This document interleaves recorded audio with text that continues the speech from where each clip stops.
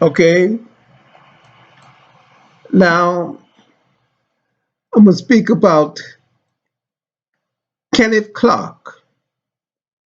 Kenneth Clark and his wife, Mamie, I think Mamie Philia Clark, I think her name was, but Kenneth Clark. And let me get her name correctly.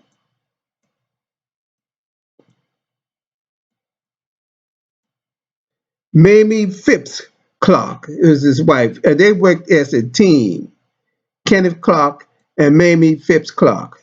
Now, they were both psychologists. So Kenneth Bancroft Clark, born July the 14th, 1914, and he made his transition on May the 1st, 2005. So this is a libation of Kenneth and Mamie, his wife, Mamie Phipps Clark. Kenneth and Mamie Phipps Clark. The libation may it be accepted. And Mamie Phipps Clark was born April 18, 1917, and made her transition on August 11, 1983, were African American psychologists who, as a married team, conducted research among children and were active in the civil rights movement. They found the Northside Center for Child Development in Harlem and the Organization of Harlem Youth Opportunities Unlimited, HARU. Kenneth Clark was also an educator and professor at City College of New York and first black president of the American Psychological Association. They were known for their 1940s experiment using dolls. I have to say this about the dolls. That was a crazy, stupid experiment.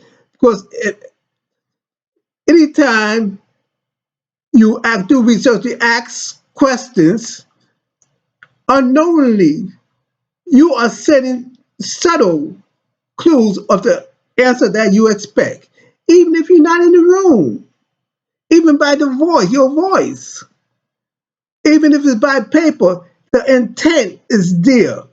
So it is skill is no, you can not get an honest uh, answer or observation because you, even in quantum physics, it teaches you how things, your brain, your intention could move things. And that's a study, quantum physics, how things could be moved by your intention, by your mind, by your thoughts. Huh? So that doll experiment was full of BS. That's not true. You could. I mean. So anyway, they were known for the 1940s experiment using dolls to study children's attitude about race. The Clarks testified as expert witnesses in Briggs versus Elliott, 1952. One of five cases combined into Brown versus Board of Education, 1954.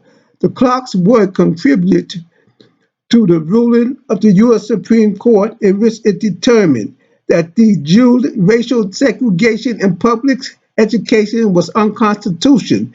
Chief Justice Earl Warren wrote in the Brown versus Board of Education opinion to separate them from others of similar age and qualification solely because of their race generates a feeling of inferiority as to their status in the community that may affect their hearts and minds in a way unlikely to ever be undone. Now, it looks like the children, the inferiority is more today in 2020 than it was in 1950. Huh? So that was a lie. That was a lie. So anyway, like I said, that doll test was full of it because you, even if you just wrote it, you're not even in the room. Your intention is even in your writing.